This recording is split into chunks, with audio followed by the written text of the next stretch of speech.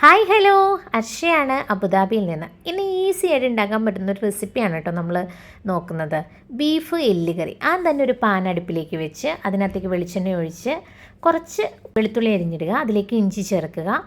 1 kilo ബീഫാണ് ഞാനിവിടെ എടുത്തത്, എല്ലോട് കൂടിയത്. അപ്പം ഞാനൊരു 3 സവോള എടുത്തു, അത് ചെറുതായിട്ട് അരിഞ്ഞ് അതിനകത്തേക്ക് ഉപ്പൊക്കെ ചേർത്ത് കറിവേപ്പിലയും ചേർത്ത് നന്നായിട്ട് വഴറ്റിയെടുക്കണം. കുറച്ചൊന്ന് വഴണ്ട് വരുമ്പോഴത്തേനും അതിലേക്ക് നമ്മൾ ഏലക്ക, ഗ്രാമ്പൂ, പെരിഞ്ചീരകം, പട്ട എന്നിവയും കൂടി ചേർത്ത് ഉപ്പിട്ട് സവോള നല്ല പോലെ ഒന്ന് വഴറ്റിയെടുക്കുക. ഇത് ഏറ്റവും ഈസി ആയിട്ട് വെക്കാൻ പറ്റുന്ന ഒരു ബീഫ് എല്ലുകറിയുടെ റെസിപ്പിയാണ് കേട്ടോ. ഇനി ഇതിനകത്തേക്ക് നമ്മൾ ആവശ്യമായ പൊടികൾ ചേർക്കുകയാണ്.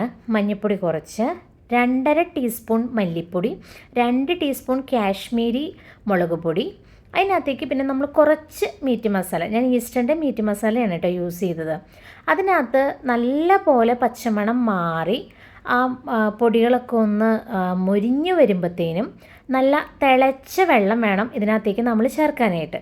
അങ്ങനെ നമ്മൾ തിളച്ച വെള്ളം ചേർത്ത് ആ ഗ്രേവി നല്ല പോലെ ഒന്ന് ലൂസായിട്ട് വരും.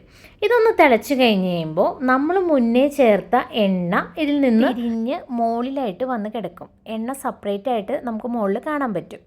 അത് കഴിഞ്ഞിട്ട് ഇത് കണ്ടോ, ഇതാണ് ആ സ്റ്റേജ്. അപ്പോൾ നമ്മൾ ഈ 1 കിലോ ബീഫ് ഉണ്ട്, ഇത് നമ്മൾ ഒരു കുക്കറിലേക്ക് വെച്ചു. കുക്കറിലാണ് കേട്ടോ ഇത് ഉണ്ടാക്കി നമ്മൾ എടുക്കുന്നത്. ഇതിനകത്തേക്ക് നമ്മൾ മുമ്പ് തയ്യാറാക്കി വെച്ച് ഗ്രേവി ചേർത്ത് കുറച്ച് ഉപ്പിട്ടു നമ്മൾ അടച്ചു വെച്ച് ഒരു 4 വിസിൽ നമ്മൾ അടുപ്പിച്ചെടുക്കുക. അതിനുശേഷം ഇനി നമ്മൾ വറുത്തിടുകയാണ്. ഒരു പാൻ അടുപ്പിൽ വെച്ച് അതിനകത്തേക്ക് വെളിച്ചെണ്ണ ഒഴിച്ച് കുറച്ച് കുഞ്ഞുള്ളി നല്ലപോലെ അരിഞ്ഞ് കുനുകുനാന്നരിഞ്ഞെടുക്കണം. അങ്ങനെ അതും കൂടി ഒന്ന് വഴട്ടി ഈ കറിയിലേക്ക് ചേർക്കുക. ഇത് സൂപ്പർ ആൻഡ് ടേസ്റ്റിയാണ് കേട്ടോ ഇങ്ങനെ ചെയ്യുന്നത്. ഈ ഉള്ളി വറുത്തിട്ട് ചെയ്യുമ്പോൾ ഒരു പ്രത്യേക രുചിയാണ്.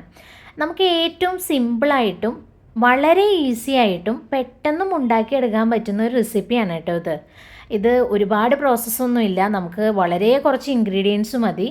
അത് നല്ല ടേസ്റ്റാണ്. എല്ലിൻ്റെന്ന് ഇതിങ്ങനെ ഇറങ്ങി വരുമ്പോഴത്തേനും ബീഫ് കറിക്ക് അസാധ്യ ടേസ്റ്റാണ്. നമ്മൾ ഈ വറുത്ത് വെച്ചിരിക്കുന്ന ഈ ഉള്ളിയും കൂടി ഈ കറിയിലേക്ക് ചേർത്ത് കഴിയുന്നതോടുകൂടി ഈ പ്രോസസ്സ് അവിടെ കഴിയും.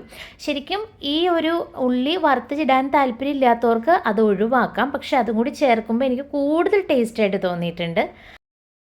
അപ്പോൾ എല്ലാവരും ഇതൊന്ന് ട്രൈ ചെയ്ത് നോക്കണം, എന്നിട്ട് അതിൻ്റെ റിസൾട്ട് എന്നോടൊന്ന് പറയണം. അപ്പോൾ എല്ലാവർക്കും നാളെ നല്ലൊരു ഈസ്റ്റർ ആശംസിക്കുന്നു. Thank you, bye bye.